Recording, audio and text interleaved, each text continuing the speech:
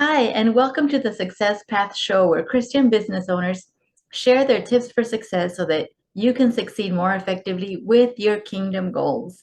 I'm your host, Violet Detre, and today we're talking about getting it done, how to stop procrastination and get that task or project done. Okay, so today I'm going to be sharing with you 5 tips on how to do that. Number 1, set a deadline. Give yourself a deadline and say, I'm burning the ships behind me.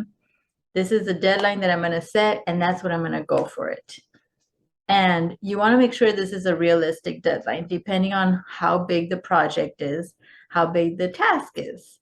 For example, if you have a book, you can say, I am going to write my book within the next 60 days. And then also set a deadline of when am I going to start writing my book? And schedule these in your calendar. Make sure you have reminders of the deadlines that you have set before you. Now, for me, one of my deadlines was my summit for Christian suicide prevention, where I had many high Christian influencers on there, and they suggested that I give myself a 90-day deadline. But I had a virtual assistant who was willing to work with me, and she said that my deadline was reasonable. I think we did it in about 60 days, and we made sure to do the timeline, make sure to have everything set. When you look at the project, when it was supposed to launch, then schedule things prior to that, what things need to be done before that, and also set deadlines for all those little steps in between. Okay, so set your deadlines and say, this is what I'm going to stick to. Now, the next one is tell the world. Go on social media, tell your friends and family, those people that are supportive around you, that can keep you accountable to that deadline. And this will encourage you and say, well, I told my friends and family that this was when it was going to happen. And it'll help you to stay committed, to stick to your deadline, and stay committed whenever you have those down days, or you have little bumps in the road, or things may seem challenging, or you may be questioning your why.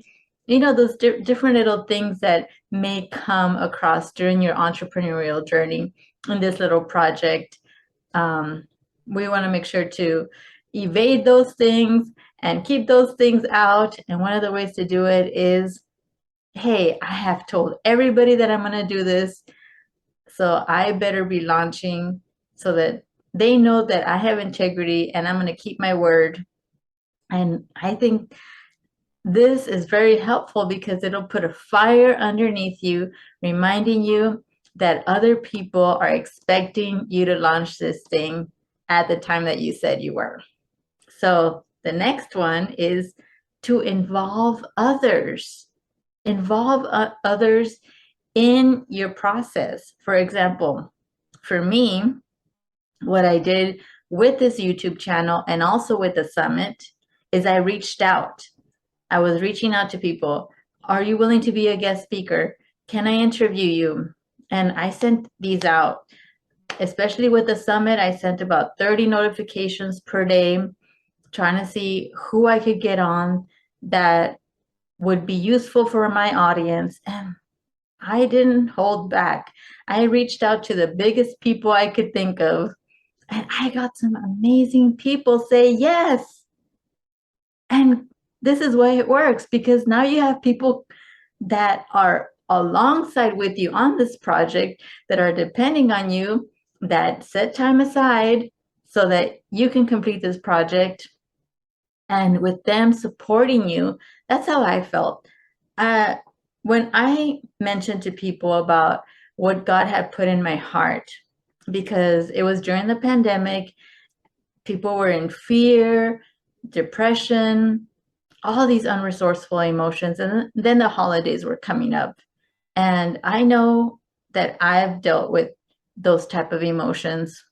I overcame suicidal depression, even though I was a Christian since I was 9 years old. I dealt with those issues.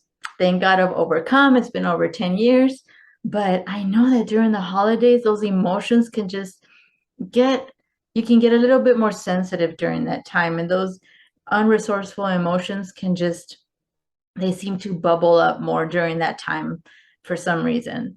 And I said, we can do something about this. Actually, I said, let's try and do something about this. And I did. I sent out all these notifications. I told people my vision, and they said yes. Some people didn't even wait until the end of my pitch. They said yes. I don't care about the details. Suicide prevention for Christians, I'm in. So I had a list of people that had said yes. So I better get to finishing my project. Maybe you can do something like that on whatever you're working on. Involve people, supportive people that believe in your vision, that will come alongside you, that are depending on you. Maybe you can hire a team to help you out in that. And then you're responsible to pay them. You're responsible to make sure that this project is successful. And so that's my example. I hope that you can apply it to your specific task or project that you want to accomplish. And the next one is community. I've mentioned community several times in the past several episodes about me talking about joy in entrepreneurship, freedom in entrepreneurship, reigning over your business as an entrepreneur. And I just keep being reminded of how community has helped my husband and me to be able to accomplish our tasks and our goals. We're involved with a couple of Christian entrepreneur groups, and one of them, they have launches. I think it's about 2 or 3 times a year. And when our coaches launch something, they bring people along like us. We were the 1.0s in one of these communities. And then they give us 60 days to launch. And when you have a whole group of people, like-minded people that are launching, that are sharing their dreams, their visions, their goals, there's just a energy behind that. And we've been a part of that community right now. It's been about 5 or 6 seasons, I'm going to call it. And every time they bring in a new, fresh group of people who have this vision, who are excited, who are like, yes, I'm standing by my vision. I'm going to launch my thing, however way they choose to launch it, because they give you several options and they teach you how to do it in various ways so that you can get your dreams accomplished, so that you can help the people that God sent you to help, so that you can fulfill whatever kingdom assignment that you have. And at least for me, I get excited. So I ask myself, what can I launch this time? And as veterans or alumni, it's encouraging to let other people know, this is what we're launching. This is what we've launched. And guess what? I'm still going to be launching something because I want to show them that they can do it too. And it's so interesting of how this group mentality works. And I encourage you, get into community with people like that, that are movers and shakers, that have big dreams and following their dreams, so that they can fire you up. You can come alongside each other and encourage each other to go for your dreams and get that task or project accomplished. That, by the way, you already set the deadline for. That was number 1. You've already told the world on social media, on Facebook, on Instagram, on, wherever you hang out, at church, to your family, if they're supportive. Of course, if these people you found that are not really supportive of your dreams, you have to use discernment and share with the people that are going to stand behind you and believe in the vision that God has given you. And the last one, guess what it is? Just do it. Just get it done. Rip off that Band-Aid and get it done. One of our mentors reminds us of Romans 8:28, which says, God works everything together for good for those that love God and are called according to his purpose.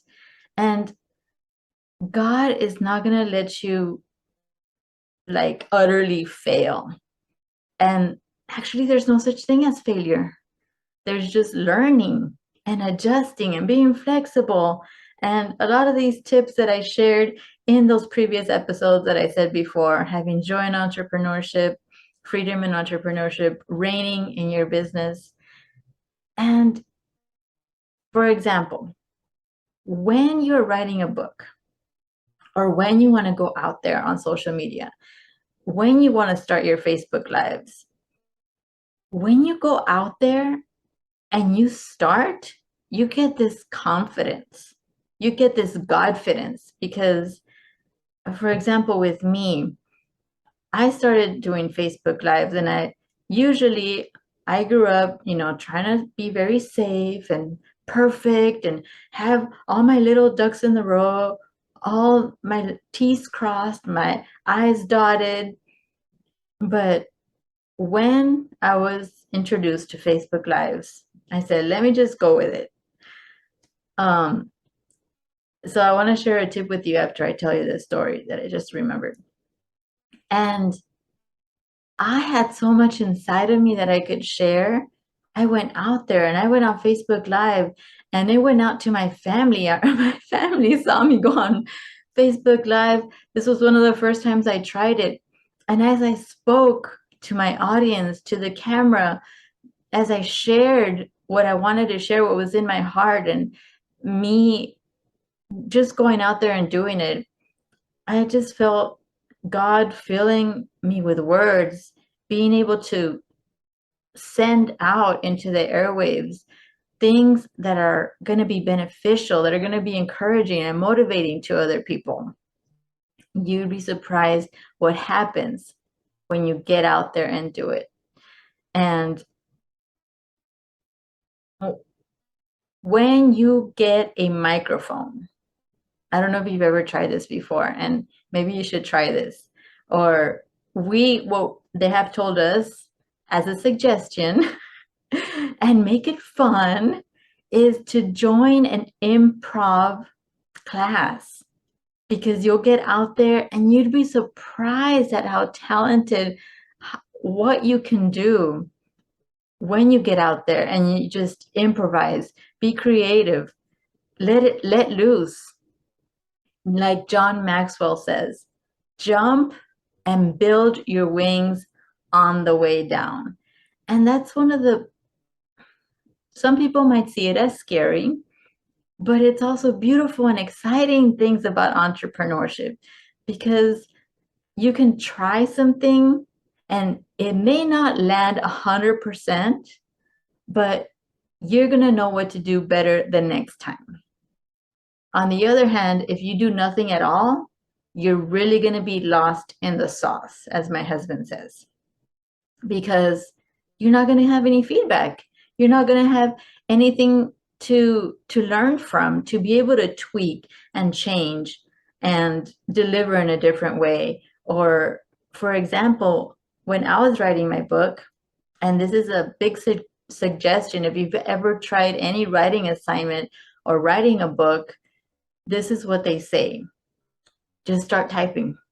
Anything that comes to your mind. Just don't edit. Just as raw as possible. Start typing away. Doesn't matter if it makes sense, if it's wrong, and that's one of the things that has helped me, is I just begin either to type or to talk or to start the project, and maybe you have to weed some of the things out. Like I say, sometimes there's guck in there. And when I get it out, I start getting it out, that's when the clarity comes. That's when the good ideas come. That's when it starts to flow, once that guck starts coming out. And for me, with the YouTube channels, you can always edit it. If there's a little, hiccup here or there, there's edits. When you write a book, there's edits. When you finish a book, which my book that I have right there, I have a pretty significant mistake that only my brother has caught because I over edited, and I took out something that I thought was in there twice, but actually it was just omitted. But guess what? Nobody has noticed so far. The world didn't end. I still got my book out. The main points are there. Everything that the book needed was there.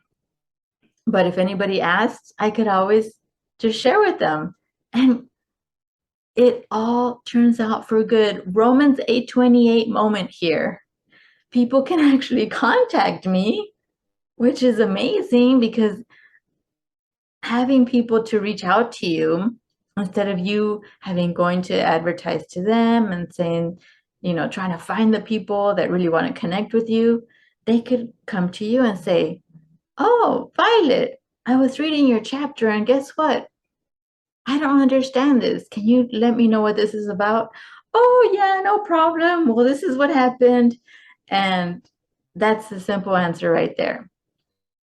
Fixed. Problem fixed. You get to connect with somebody. You get a call from somebody that's interested in, and you can ask some follow-up questions. How did you enjoy the chapter? What did you like about it? What did you get out of it? So again, God has your back. You have a safety net called God the Father, Jesus, the lover of your soul, that has your back. And also with books, like for example, right now I'm writing a book that's called 52. I'm laughing because I'll tell you in a minute. The book is called 52 Ways of Doing Business and Life in Joy. And as I started writing, now I'm up to 100 ways of doing business and life in joy, which it has kept me from, it did keep me for a little while from starting to write the book, because I was getting all these ideas and oh my goodness, I was getting really excited that more and more ideas were flowing. But then I thought about it. Let me just release the 52 ways of doing business and life with joy first. Then after that, guess what I can do? I'm sure you're probably saying it. If you know, put it in the comments below. I can have a second edition. Or what authors do all the time is they have a new edited, revised version. And that's even better, because you will get something new and fresh out there that people have been following you are gonna truly, truly love. And I encourage you to just do it. They say that the hardest thing to do is to start. So get started, do it now. And by the way, also subscribe to this channel. Make sure you like this episode and share it with others so we can bring you more content like this in the future. Thank you so much for watching. We love you, and we'll see you on the next episode.